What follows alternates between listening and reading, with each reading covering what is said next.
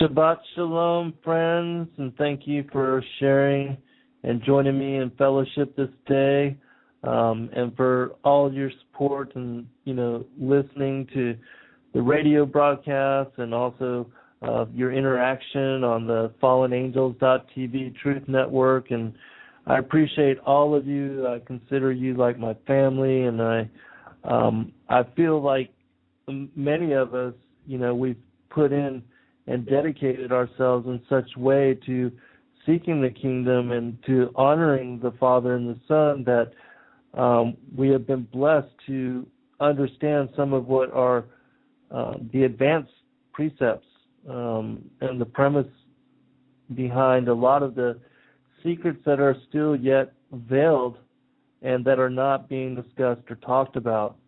And I also feel like many of you are going to be the forerunners of the outpouring of the Spirit on humanity, and that you're going to assist so many individuals to come to discernment and knowledge of truth that will bring them to remembrance of themselves and why they're here and what all of this is about. And these are these are the larger questions of why we're here, our reasons for being, and really the youth, especially in this day and age, they're full of angst and animosity at the elder generations for not only breaking the world that they see around them and having created the chaos that they're having to deal with, and being asked to pay back the debt that that has been accumulated and forced upon them. And so many are rebellious and are mad at with what they've been handed, and mad because they've been lied to, and that the whole American dream has not held up for them. And so they're seeking answers, but really have no idea as to where to go to get revelation on many things. A lot of esoteric subjects and topics that we do cover here. Today, I'm going to be covering the parable of the fig tree and explaining what it means for our generation and the people that are even being born now. Because this was a huge sign for all of us, and even for Satan and his minions, the fallen angels. They knew that when this all played out, that they had to accelerate their agenda, and that's also one of the reasons why we see things moving so fast and having saw so much of the advancements, that have come forth from fallen angel technology and humanity being led to create some of that which was available to them before, earlier and previous judgments, the destruction, the fall of Atlantis, the dispersion, the exodus of the fallen angels to all the different corners of the world, and how it was that the pagan nations, the idolatrous nations, came to be worshipers of these idol gods, and how it is that they were led to incorporate the pantheon of the fallen angels as their gods. And so we'll touch upon some of these things, but the focus today, again, will be on the parable of the fig tree and how it is that the nation of Israel is connected to that unfoldment and to that revelation. And once you can understand this, you'll know the importance of our being alive here in this day and age, and how it is that everything that is unfolding as far as politics and the news, even though it's all contrived and orchestrated and set in such a way that the New World Order and this whole precedence is being pushed forth, that also is all part of the Father's plan. And so I'm going to start with one particular passage, Matthew 24, which I know is a favorite for those that study the Word. And one of the things about Matthew 24 is that the parable of the fig tree is incorporated into it. Matthew 24, Mark 13, and Luke 21 from the various Gospels, they parallel each other, and it's mentioned 3 times. Yahushua tells us 3 times specifically to know the parable of the fig tree, that it shouldn't be optional. And the reason he said so is because this would be a sign of his near return, and that those that would be born when this sign unfolded, that they would be the last generation as played out, and that everything would be fulfilled before this generation. And so, just to touch upon Matthew 24, because it's in this particular passage that the Son reveals what the end times would be like right before his return. And so, reading from verse 1, and I'm just going to cover this real quick, and then we're going to focus on the passages that deal with the parable of the fig tree. And then I'll bring out one other passage that most people have not heard about in order to tie this together with the nation of Israel. It says, "And Jesus went out and departed from the temple, and his disciples came to him for to show him the buildings of the temple. And Jesus said unto them, See ye not all these things? Verily, I say unto you, there shall not be here one stone upon another that shall not be thrown down. And as he sat upon the Mount of Olives, the disciples came unto him privately, saying, Tell us, when shall these things be? And what shall be the sign of thy coming, and of the end of the world? And Jesus answered and said unto them, Take heed that no man deceive you. That's the first thing he said, and how important this is for our generation as well. Because so many that are professing to be the pastors, the ministers, the preachers, that are to be, feeding the flock with truth and wisdom, are not, and won't go into many of the secrets that are veiled within the Word that can bring discernment and revelation to people and help them to change their lives for the better. Because it's in realization that, yes, we are the last generation and that all these things will unfold before us, that helps us to understand the necessity of walking with the Lord. Okay, continuing. For many shall come in my name, saying, I am Christ, and shall deceive many. And ye shall hear of wars and rumors of wars. See that ye be not troubled, for all these things must come to pass. But the end is not yet. For nation shall rise against nation, and kingdom against kingdom. There shall be famines and pestilences, and earthquakes in diverse places. All these are the beginning of sorrows.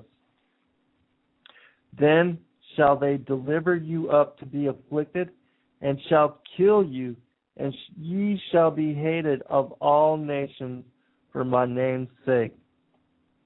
And then shall many be offended, and shall betray one another, and shall hate one another. And many false prophets shall rise and shall deceive many. And because iniquity shall abound, the love of many shall wax cold. But he that shall endure unto the end, the same shall be saved. And this gospel of the kingdom shall be preached in all the world for a witness unto all nations. And then shall the end come.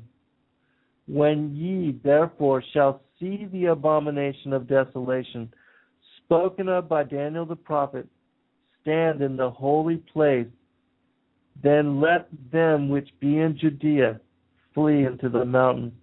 Let him which is on the housetop not come down to take anything out of his house, neither let him which is in the field return back to take his clothes.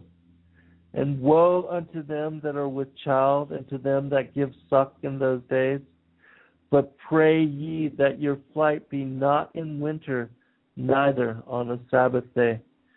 For then shall be great tribulation, such as was not since the beginning of the world to this time, no, nor ever shall be.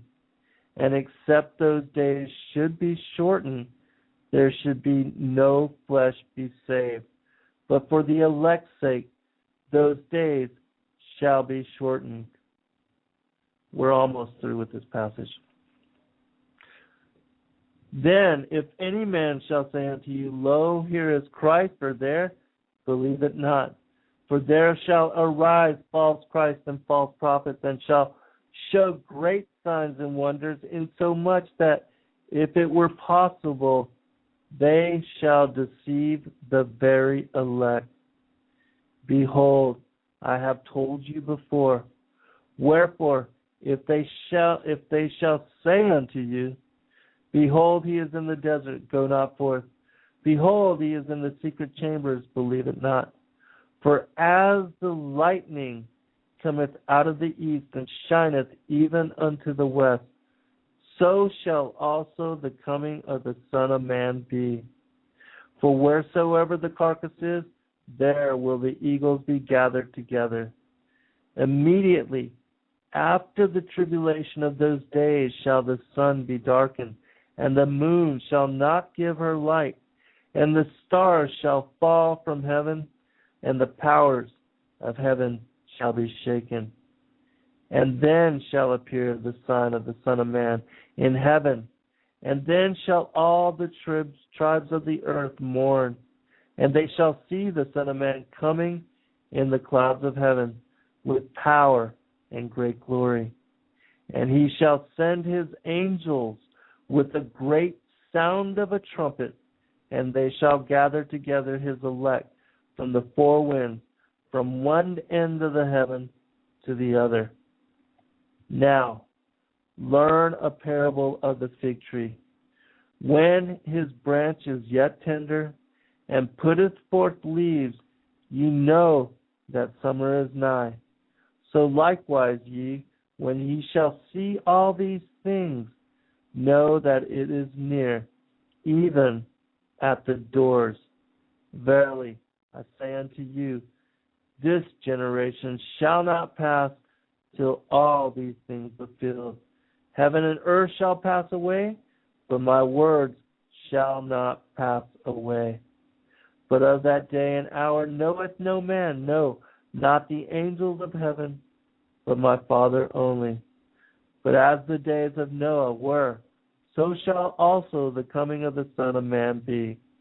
For as in the days that were before the flood, they were eating and drinking, marrying and giving in marriage, until the day that Noah entered into the ark.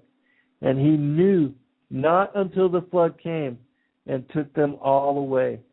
So shall also the coming of the Son of Man be. I'm going to stop here. You can read, this in its entirety. It's an incredible passage.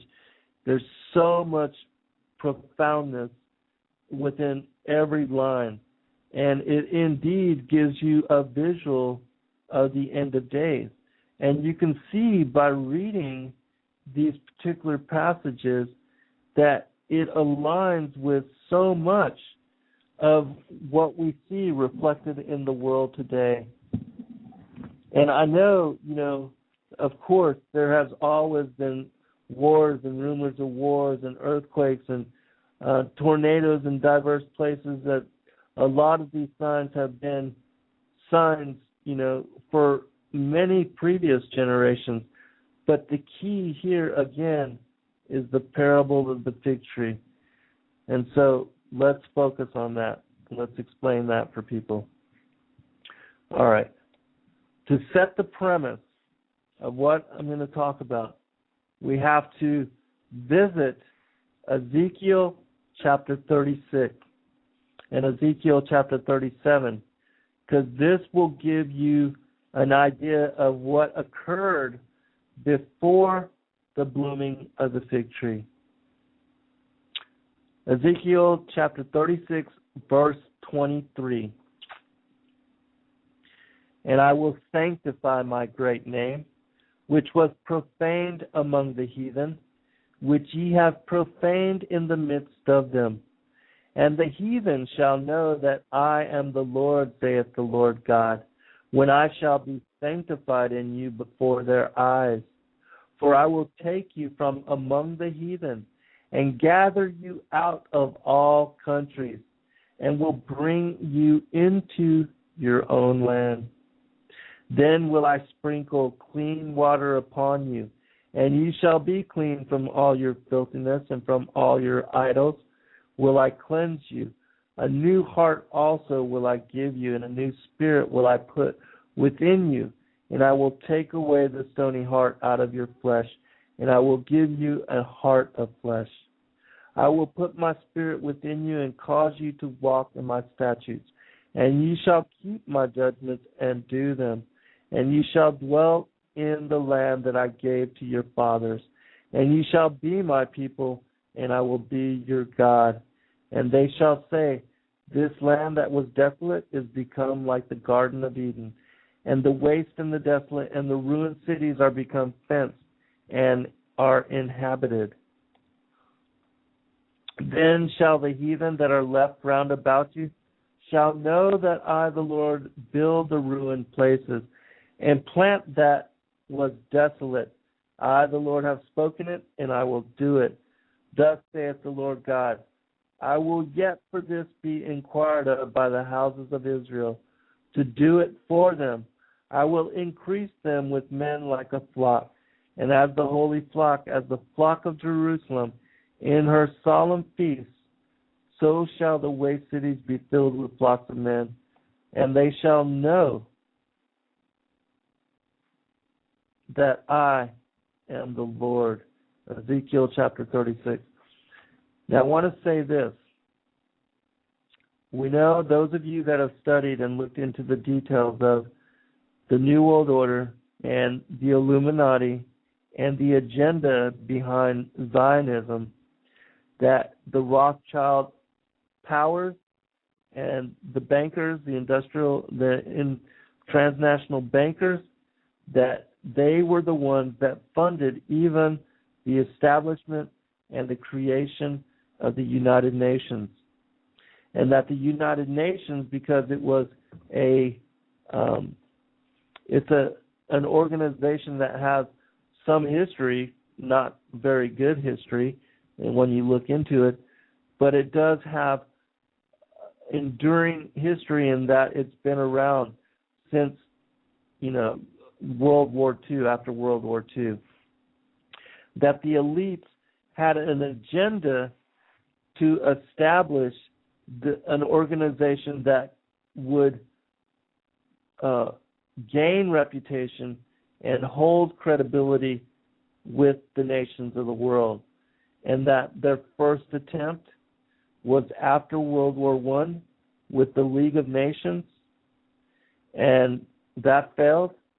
After World War II, the United Nations was created, and it's got a very spotty and even a very sinister past, but the nations of the world do give it credibility, even though it is not deserving of such credibility.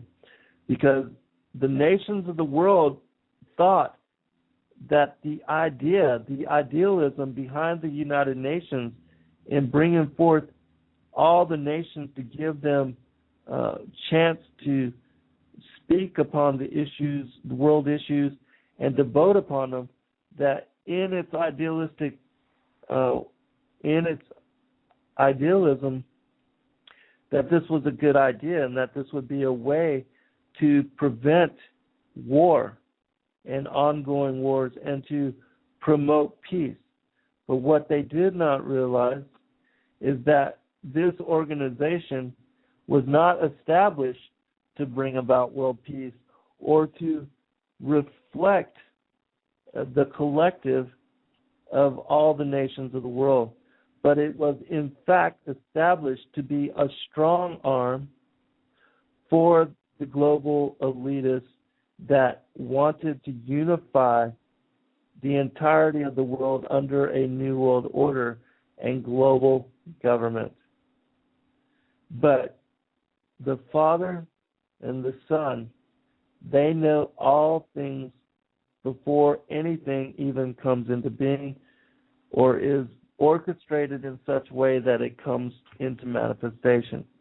And so nothing occurs without their approval, and that even this sinister plan and this sinister agenda was allowed to be carried out. All right, continuing. In Zechariah chapter 12 it says, "Behold, I will make Jerusalem a cup of trembling unto all the people round about, when they shall be in the siege both against Judah and against Jerusalem. And in that day will I make Jerusalem a burdensome stone for all people. All that burden themselves with it shall be cut in pieces, though all the people of the earth be gathered together against it." Now the Father already foresaw how it was that the United Nations and the powers that be that were backing and supporting Zionism and the creation of Israel, how they would use the newly found creation of Israel as premise for further war and controlled opposition. And in fact, that's why we have, for all these generations since the recreation of Israel in 1947, 1948, that it has been a place of war and a place of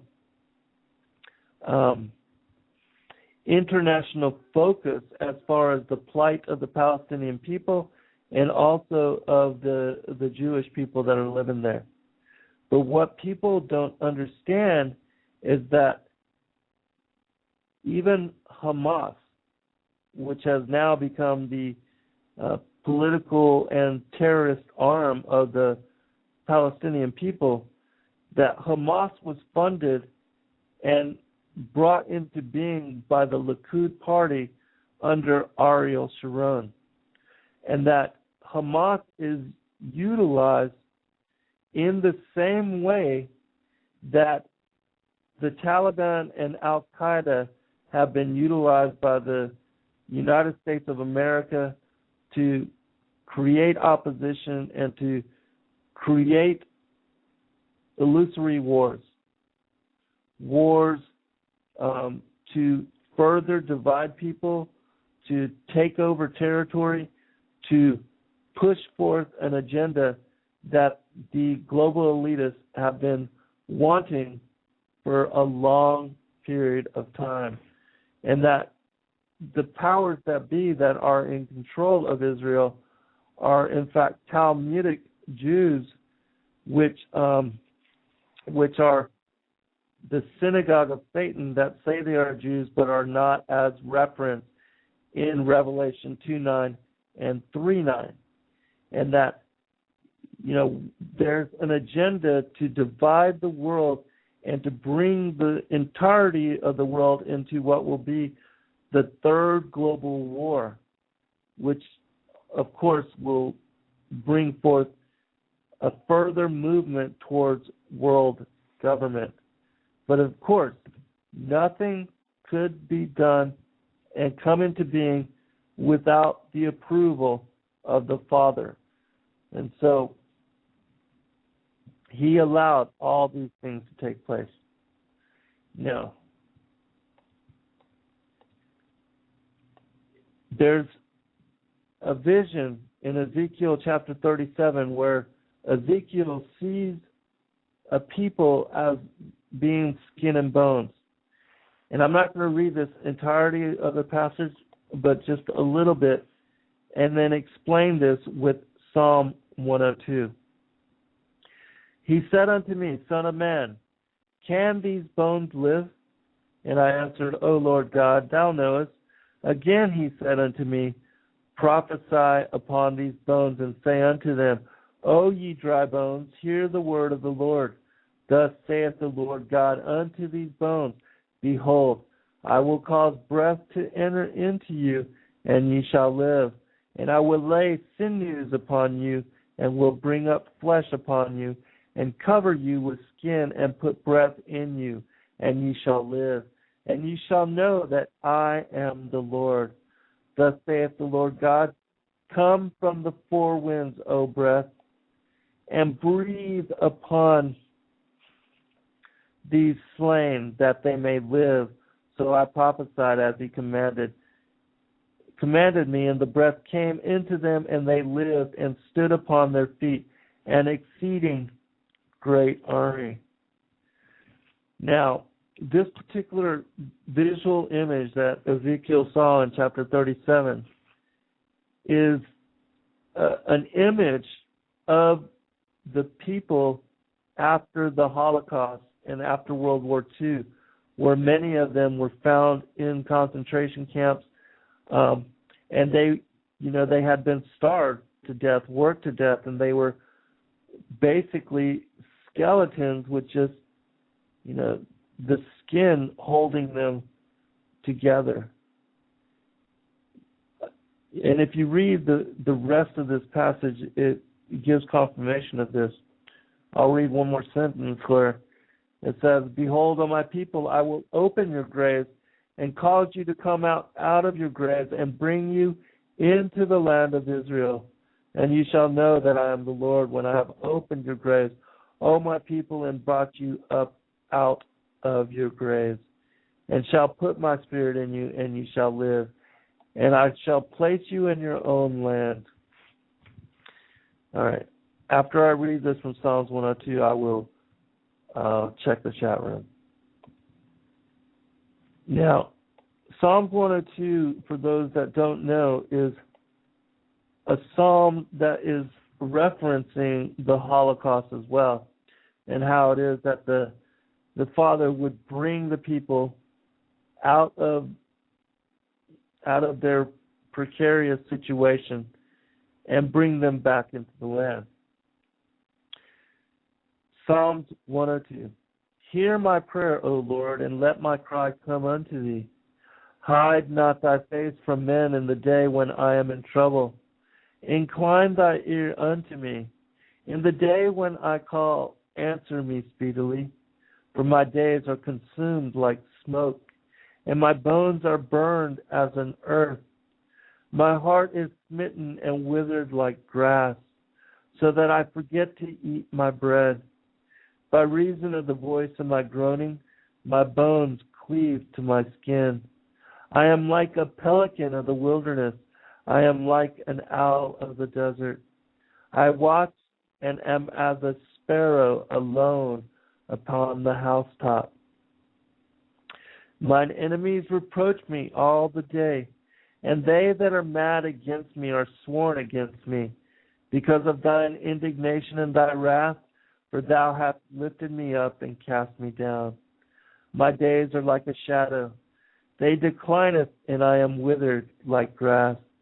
But thou, O Lord, shalt endure forever, in thy remembrance unto all generations. Thou shalt arise and have mercy upon Zion, for the time to favor her, yea, the set time is come. For thy servants take pleasure in her stones, and favor the dust thereof. So the heathen shall fear the name of the Lord, and all the kings of the earth thy glory. When the Lord shall build up Zion, he shall appear in his glory. He will regard the prayer of the destitute, and not despise their prayer.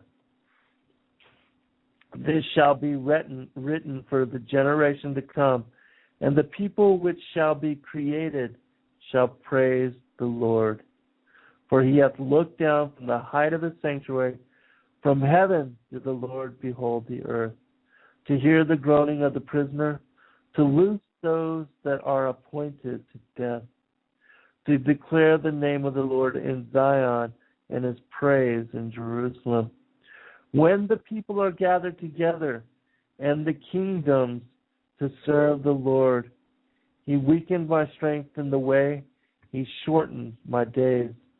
I said, Oh, my God, take me not away in the midst of my days. Thy years are throughout all generations. Of old hast thou laid the foundation of the earth, and the heavens are the work of thy hands. They shall perish, but thou shalt endure. Yea, all of them shall wax old like a garment, and as a vesture shalt thou change them, and they shall be changed. But thou art the same, and thy years shall have no end. The children of thy servants shall continue, and their seed shall be established before thee. And let me check the chat room here. Welcome, Joanne. Joanne, I just wanted you to know, sister, if you've been calling me, that my house phone is not working right now. And so I'm having to get another one. And for anybody that has been trying to get me on the house phone, it's not been working. And so just give me a couple days and then, feel free to give me a call back. But welcome, everybody in the chat room. Shabbat Shalom. I thank you for your fellowship and for joining us. And as always, I give gratitude, and I pray that the Father and the Son continue to bless you in your pursuit of truth, in your seeking discernment and seeking to service the kingdom first and bringing that first and foremost in your life. Also, I have another announcement. Next Saturday, I'm going to be playing the first of the latest Truth Talk that I did with Professor Truth.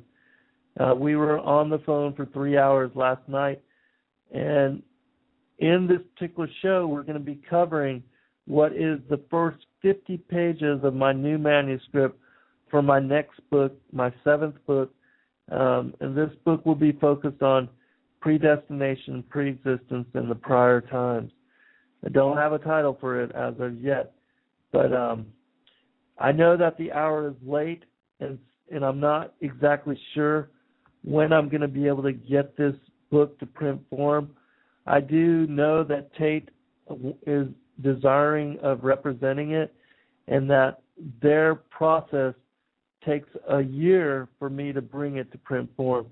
And so, the hour is so late, and we're accelerating, and as far as the agenda of the New World Order, and the information is so important that we're going to go ahead and release it somewhat and give it to you so that you can have it to share with your loved ones, your family members, others that are open and approaching remembrance for themselves.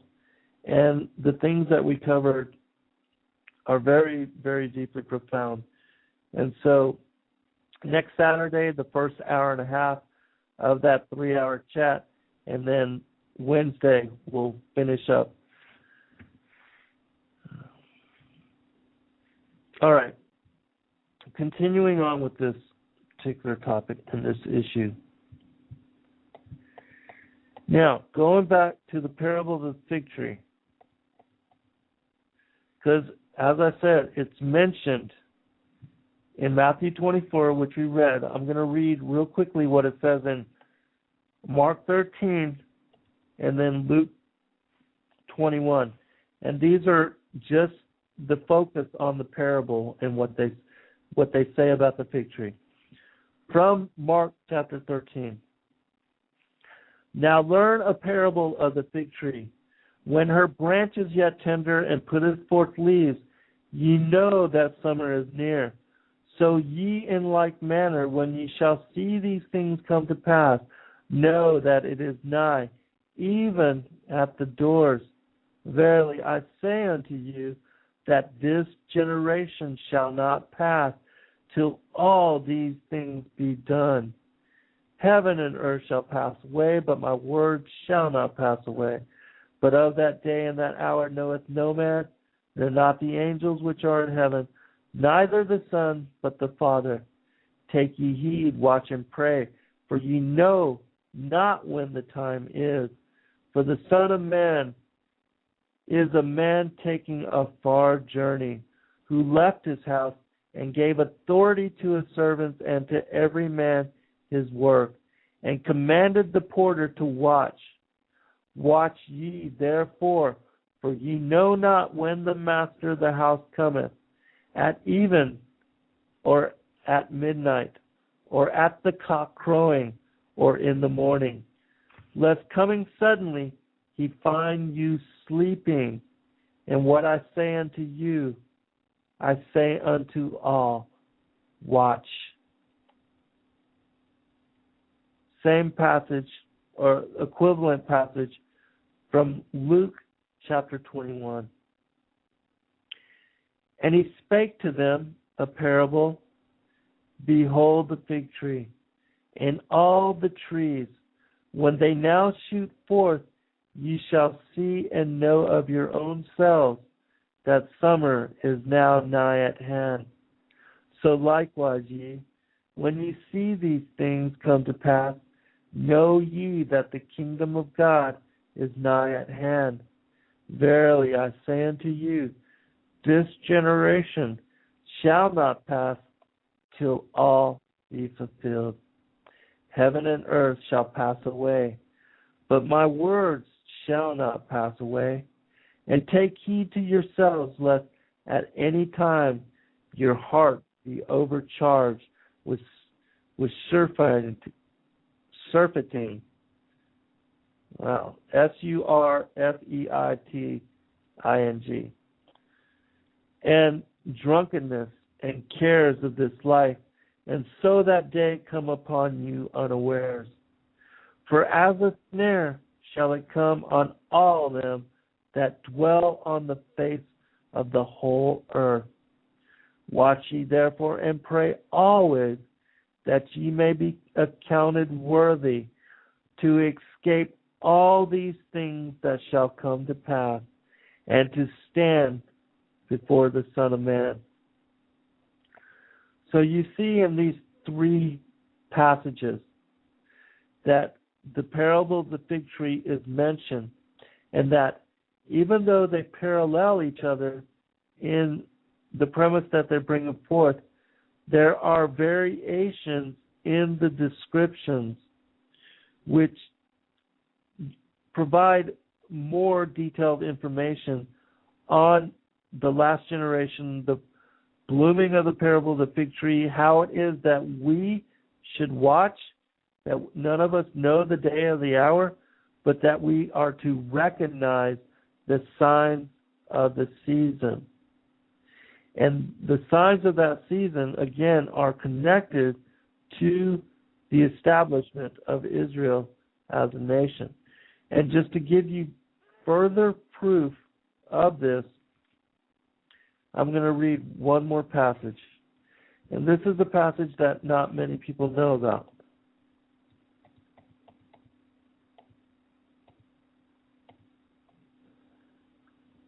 All right.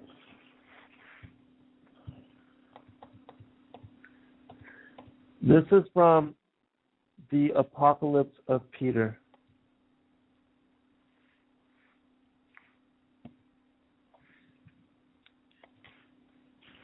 And this is an Ethiopic text, the Apocalypse of Peter.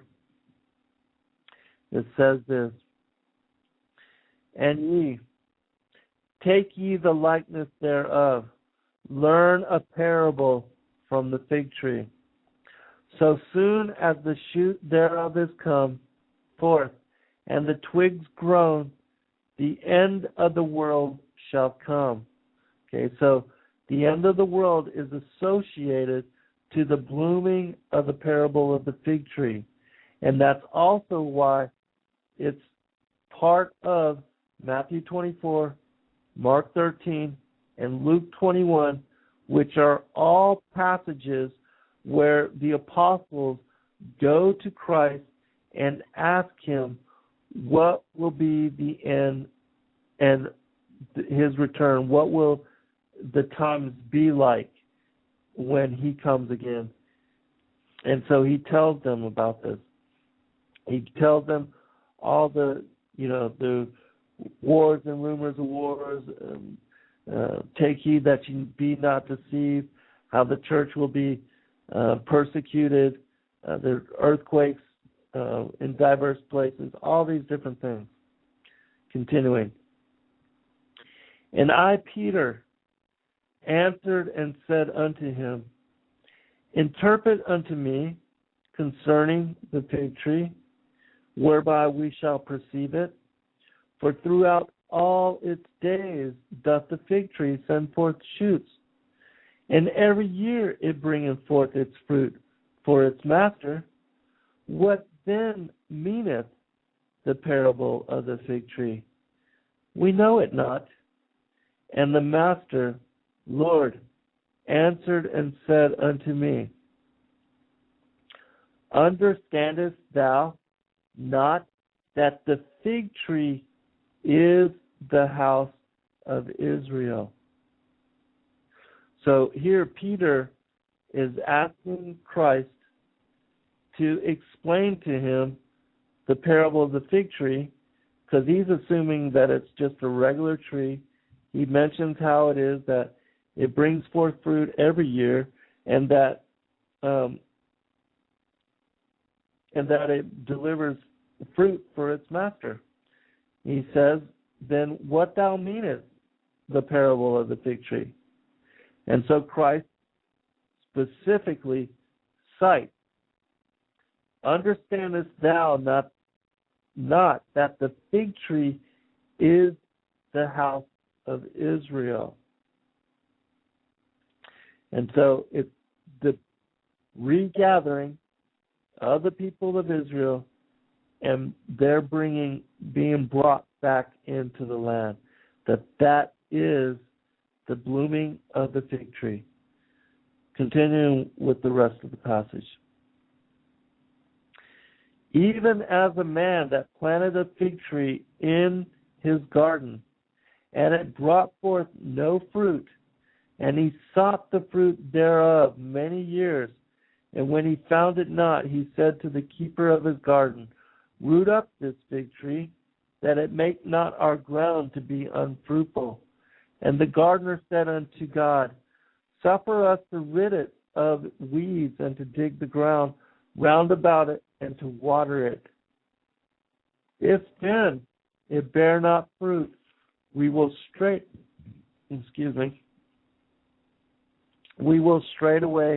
remove its roots out of the garden, and plant another in place of it.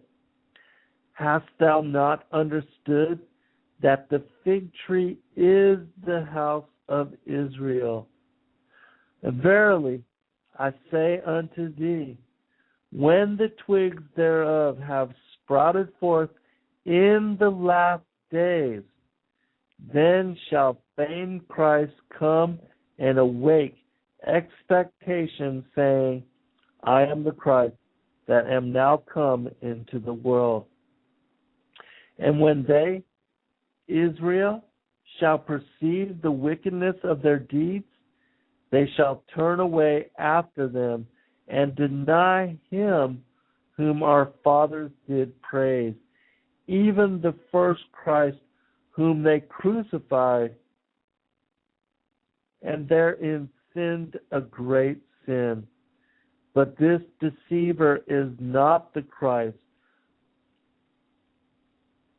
And when they reject him, he shall slay with the sword, and there shall be many martyrs.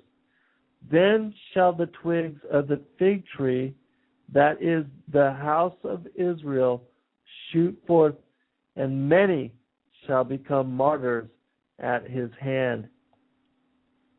Enoch and Elias shall be sent to teach them that this is the deceiver which must come into the world and do signs and wonders to deceive.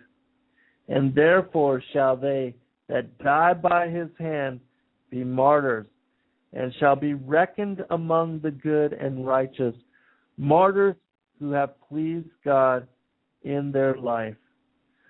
So in this passage, again, this is the Apocalypse of Peter. It's an Ethiopic text. Not many have read it or have, read this particular passage. But focusing again on what is revealed here, when Christ tells the apostles that indeed the fig tree is the house of Israel, that he ties this also to the revealing of the Antichrist, the man of perdition, as is also cited in Matthew 24, Mark 13, and Luke 21 when you read the entirety of those passages. And it is also focused on how it will be that so many are deceived, and even the most elect, that the deception will be of such proportion and so masterful that even the most elect could be deceived, should it be possible. And so we are that generation, and all those things that are cited in Matthew 24, Mark 13, Luke 21, and that are revealed here in this particular passage are going to be things that we will be witness to. Our children will be witness to.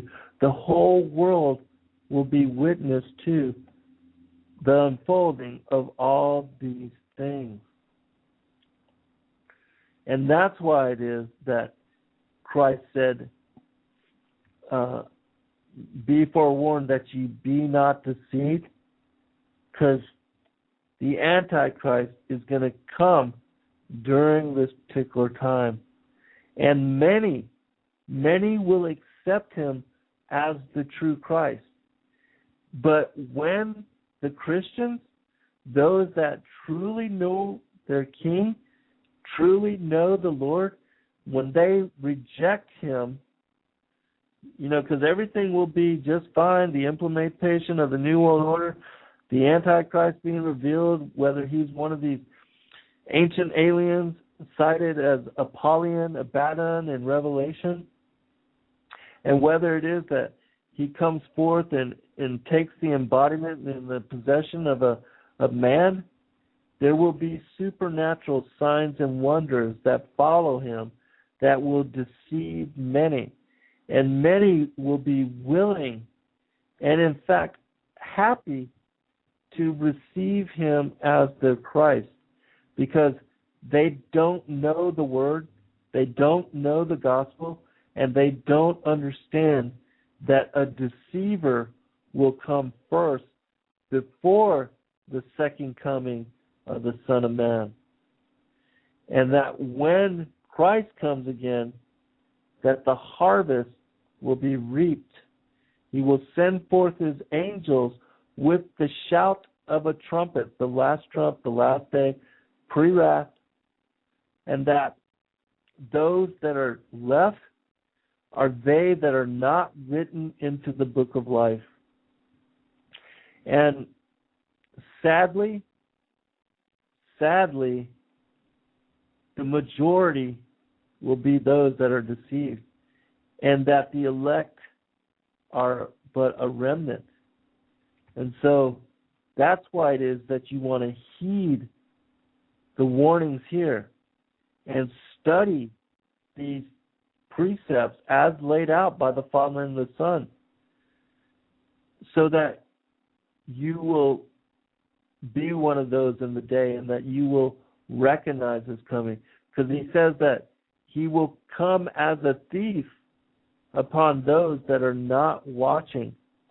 And it's given to us to watch and to recognize the signs and the season. Matthew 25, with the parable of the wise and the foolish virgins, it is also symbolic of this day and age, wherein, those that trim their wicks and prepare the oil and await the bridegroom, he will take them to be his bride. But those that are foolish and that that are not ready and that don't do the things to prepare themselves, they are excluded. They are left out. All right, let me check the chat room here.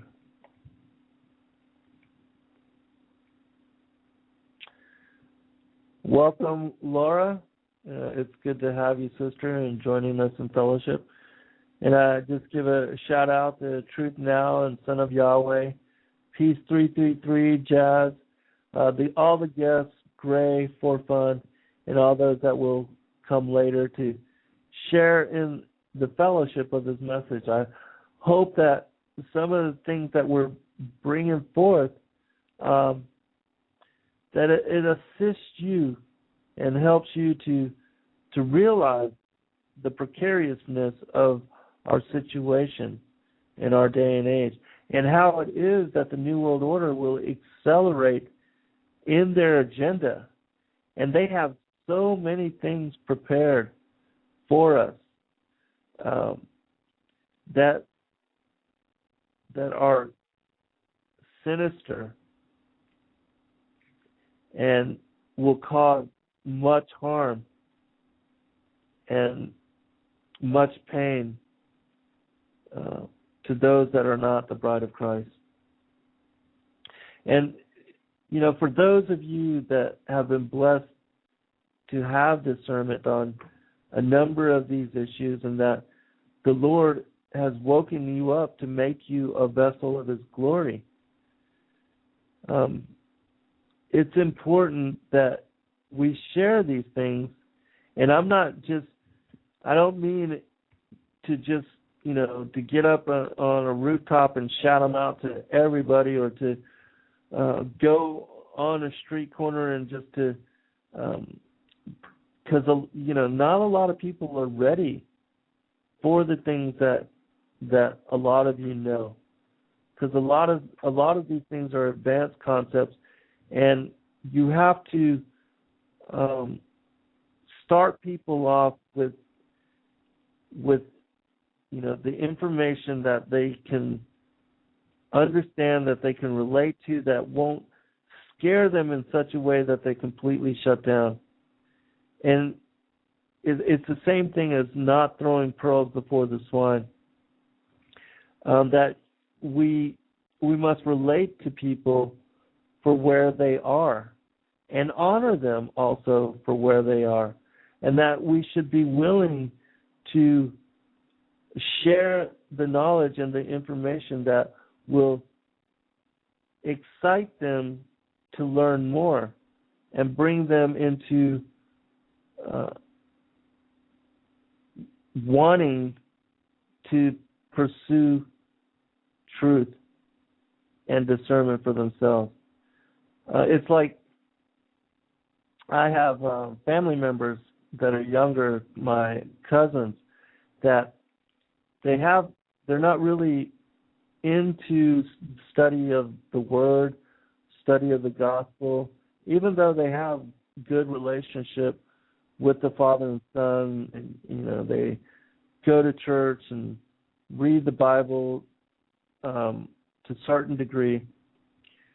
But I was able to entice them into study about the Illuminati and the New World Order by appealing to them through their favorite musicians, their favorite sports stars, and showing to them how it is that these different individuals, they're flashing all these different Illuminati signs and the eye of the pyramid, the different people that are, because there's so many entertainers out there that are involved in this, that are now part of, the Masonic fraternity.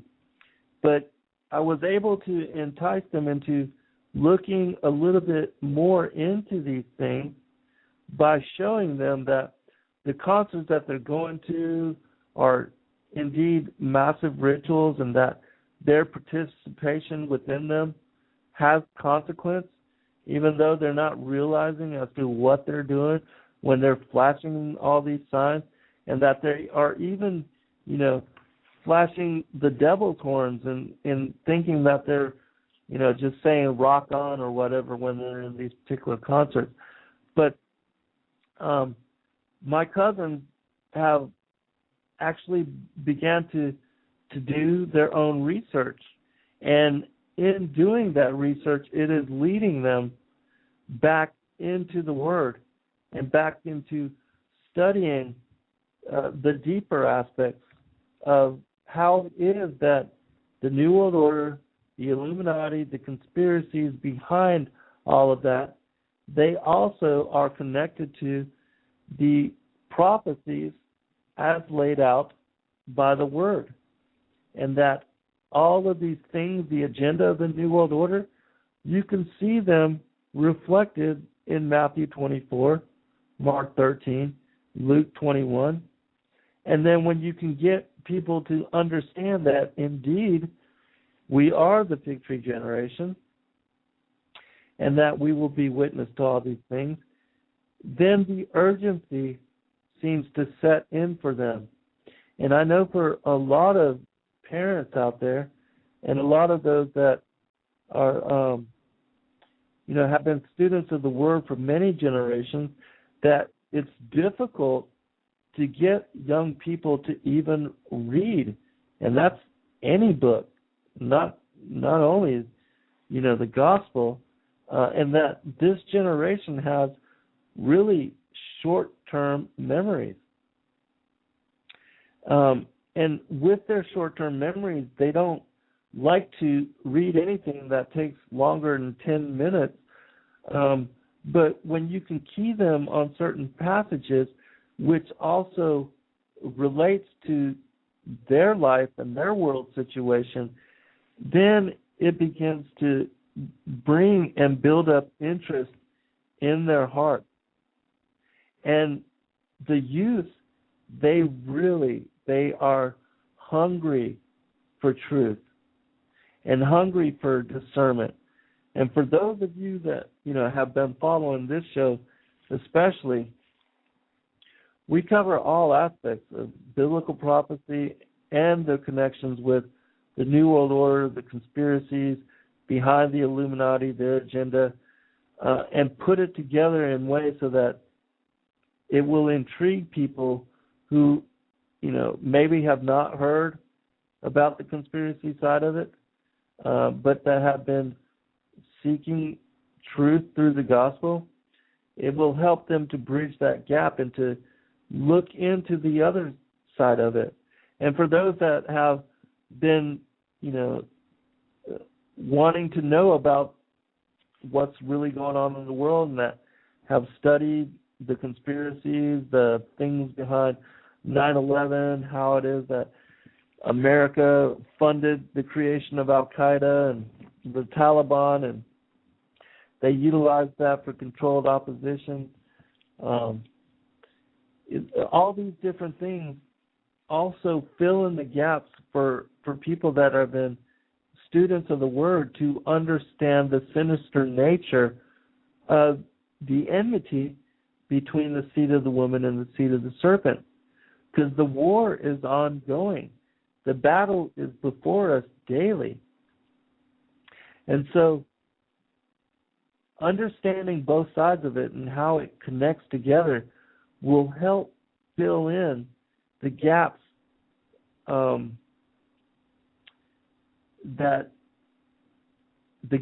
that keep one from seeing the complete picture and understanding the underlying truth of why things are and how these things connect together.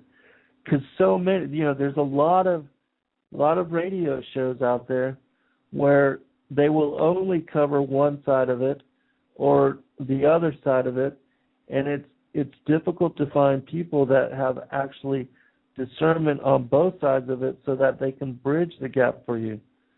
And in studying, because again the hour is so late, it's difficult for those that are new to some of these teachings and to some of these studies to do their homework and to read all of the things that many of us have, read and studied over countless hours over many, many years. And so it's truly a blessing when you find others that, do have discernment on both sides of it and can bring forth truth in such a way that it helps to expose truth in all of its facets.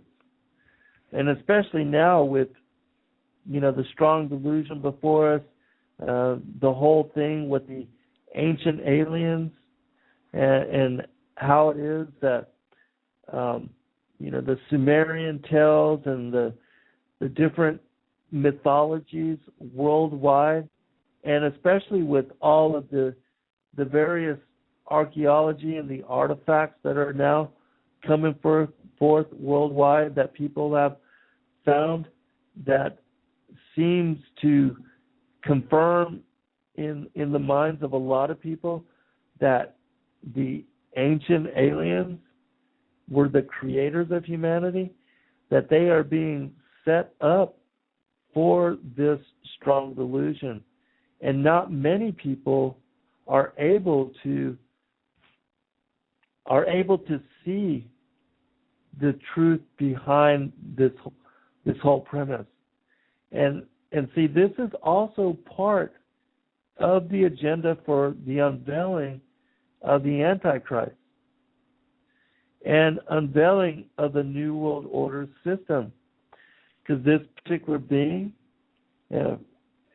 will supposedly have all the answers for all the dilemmas of the world, and that he will have supernatural power and capacity to bring forth signs and wonders, and whether that's done through technology or through magic and ritual,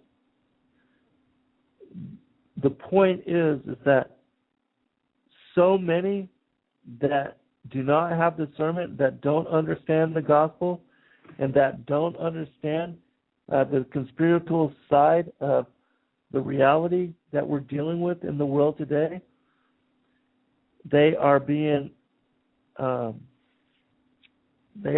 groomed. They are being prepared for slaughter. And they are being prepared to willingly accept the mark of the beast. And so that's also another reason why it's important for those of us that have seen through these things with the blessings of the Father and the Son, and that have come to discernment on so many of these separate issues, that we fellowship with one another, support each other, and help one another to come to greater understanding on the different truths that are facing us. Excuse me while I take a sip of water.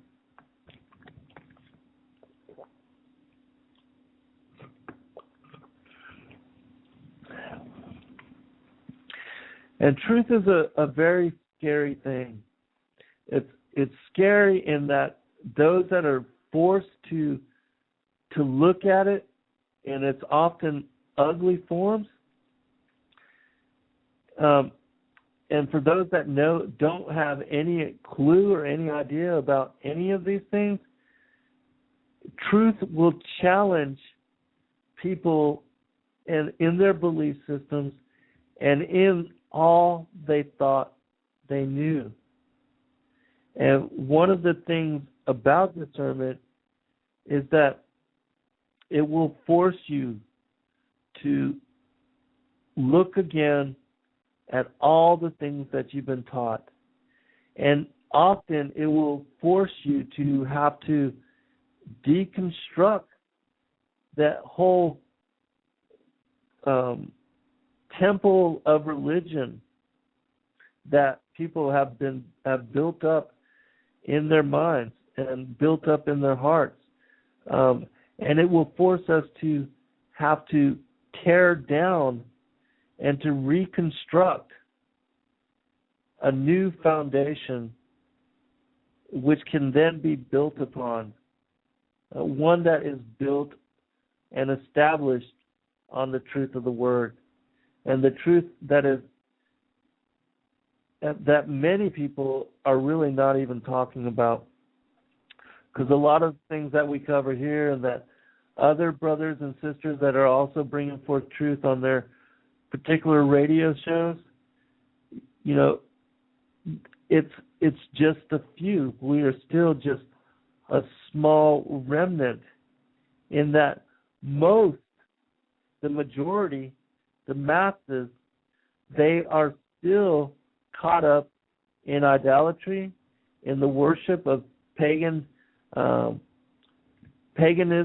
and pagan rituals, and it's like the Catholic Church.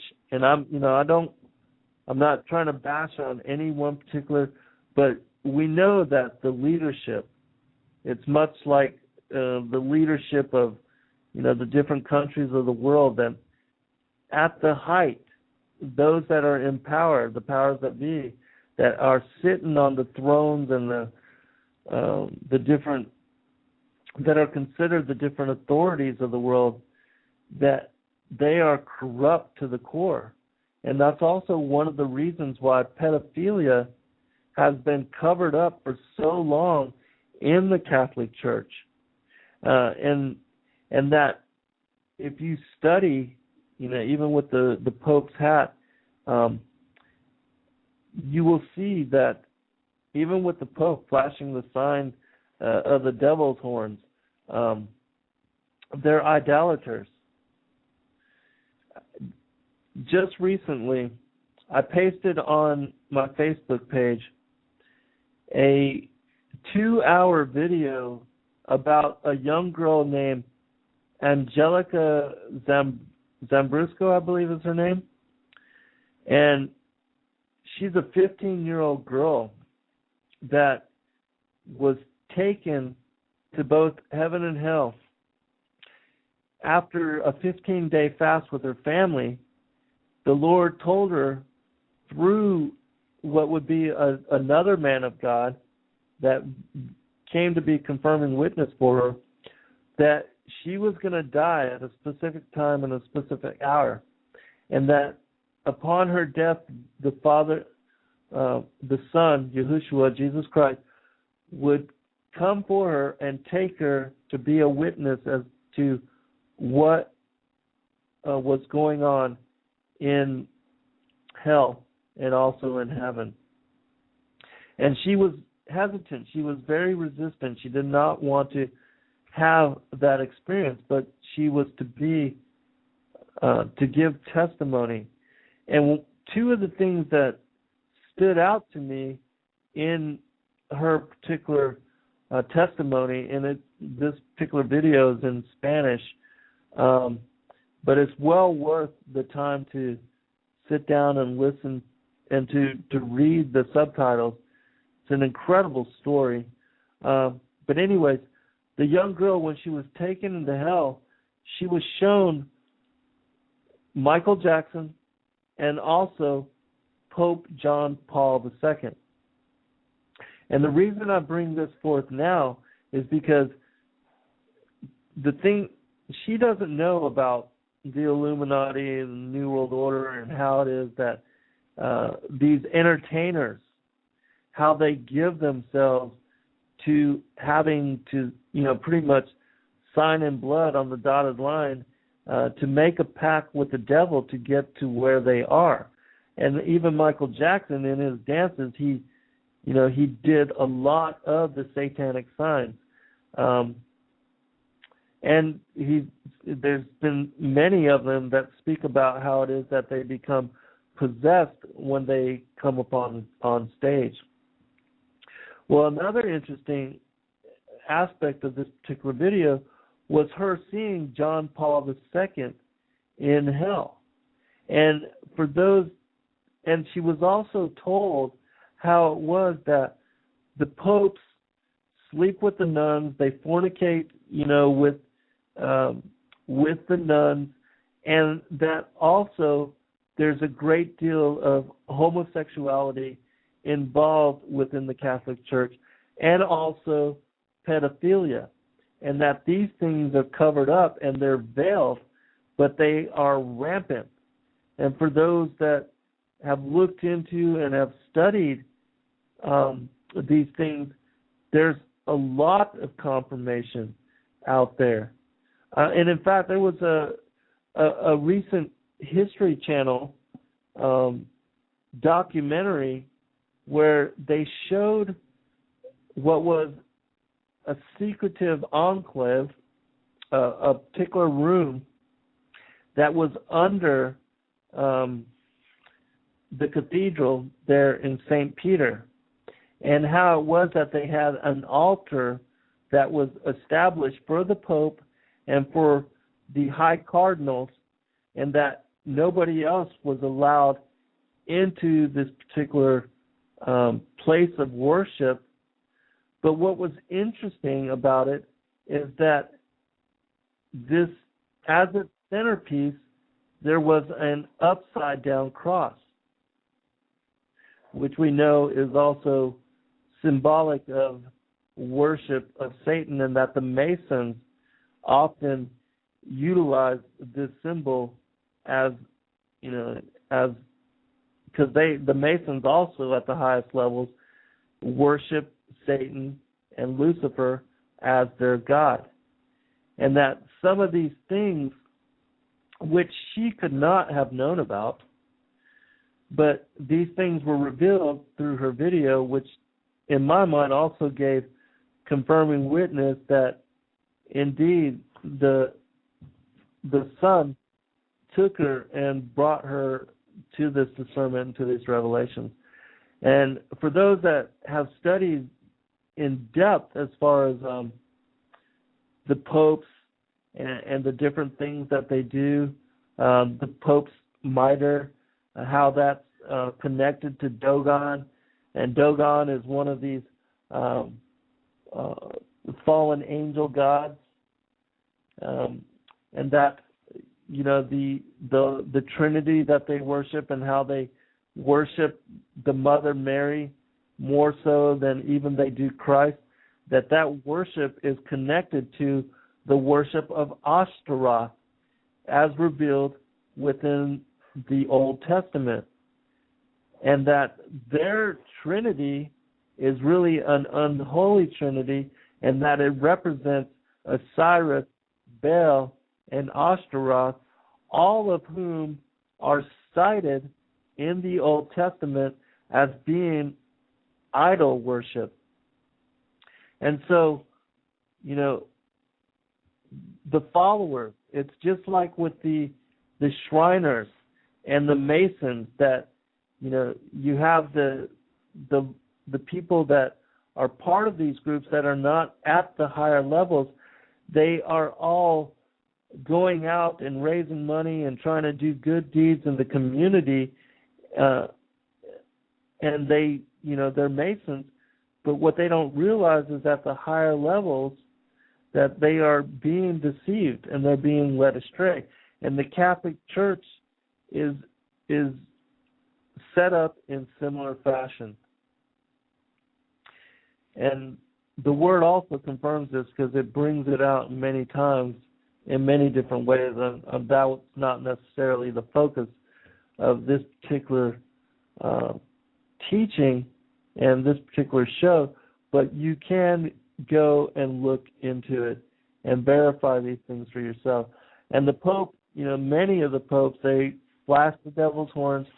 One of the Pope's chairs has a upside down cross in it.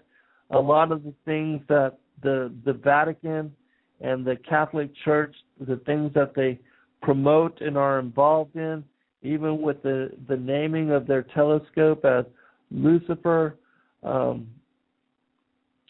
they're not trying to hide it. They're keeping it veiled, yes, but they're not trying to hide it. And that you can get confirmation of this from many books that have been released about how it is there is Satan worship going on at the highest levels of the Catholic Church and also the Masonic fraternity.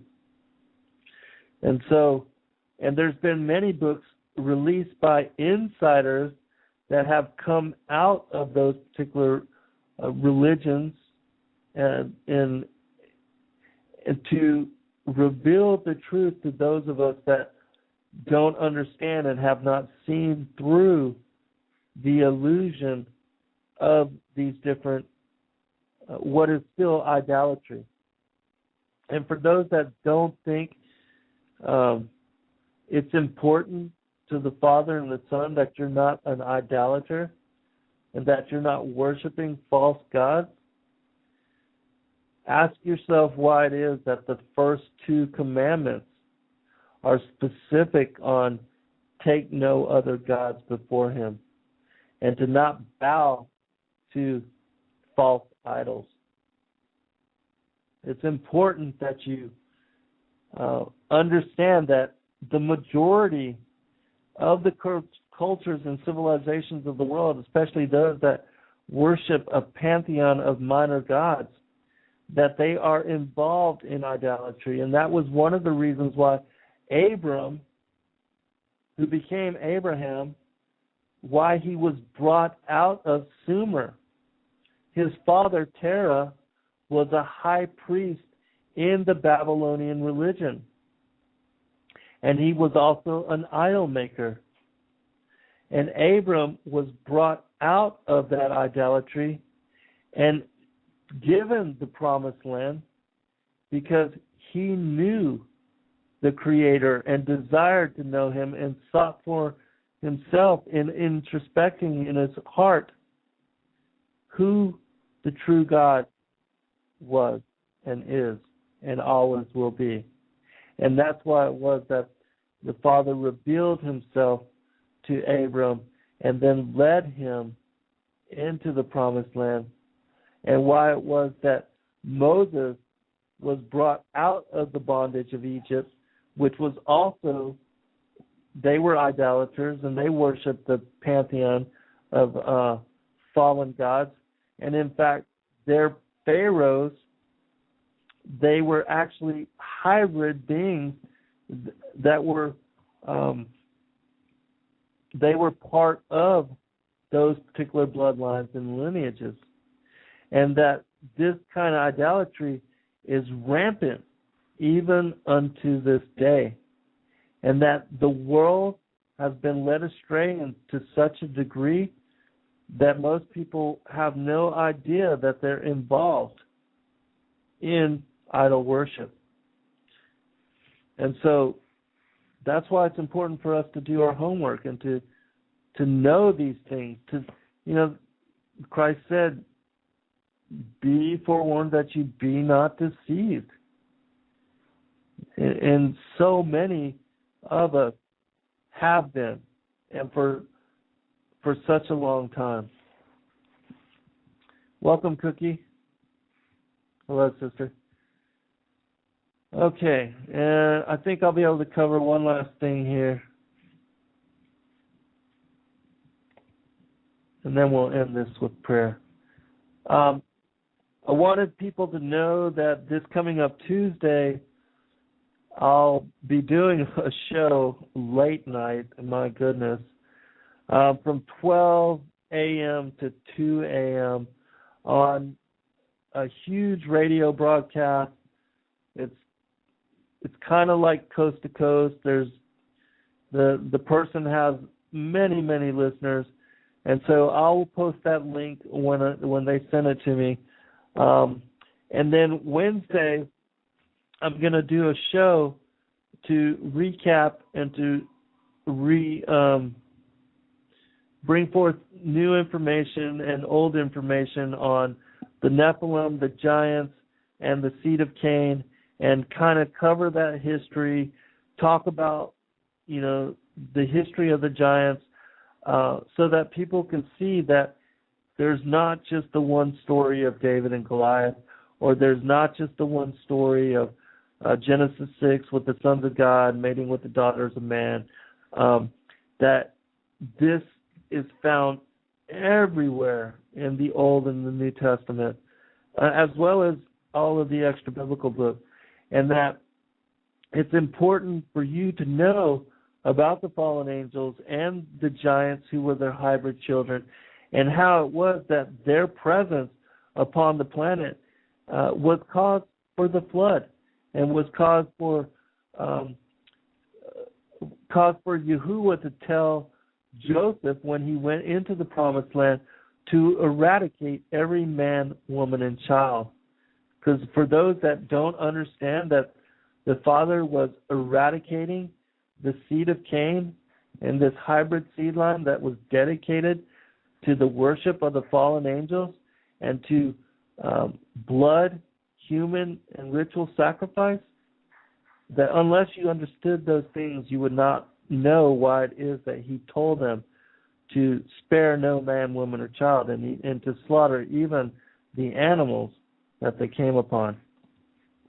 So we will touch upon that Wednesday, and then again for those that are just now joining the show, next Saturday will be the first 1.5 hour broadcast of the latest Truth Talk that I did with Professor Truth.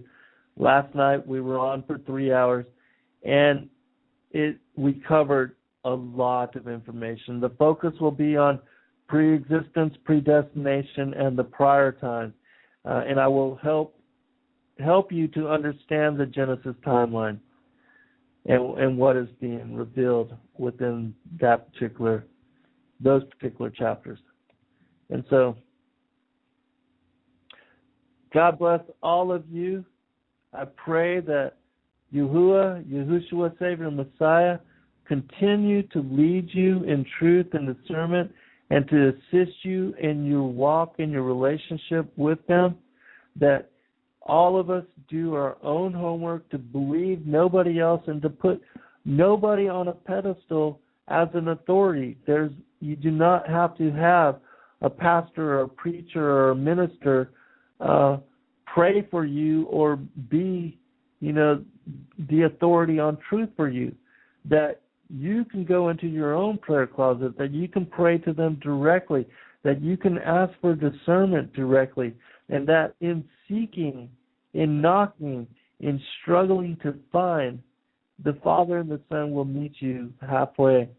And they're waiting even now for you to come to them. And they're waiting and wanting to anoint you to be the vessel of glory and to bring you to remembrance so that you can assist in the work that is before us all. Because many, many are chosen, but few heed the call. And as far as the work of bringing people to salvation and remembrance, there's not a lot of people out there that truly know the truth about all of these esoteric subjects. And so, for those of you that are coming to this discernment, share it with whom you can, but honor people for where they are and realize that not most will be able to understand the things that you've come to know. And so you have to start slowly, and you have to plant seeds where you can. And in that way, you're going to be the good foot washer. You're going to be on the wall that assists in doing the work and brings people to their own discernment. God bless all of you out there. In Yahushua Yahweh's name I pray. Amen. Let's see what we can end this with. Good night, all.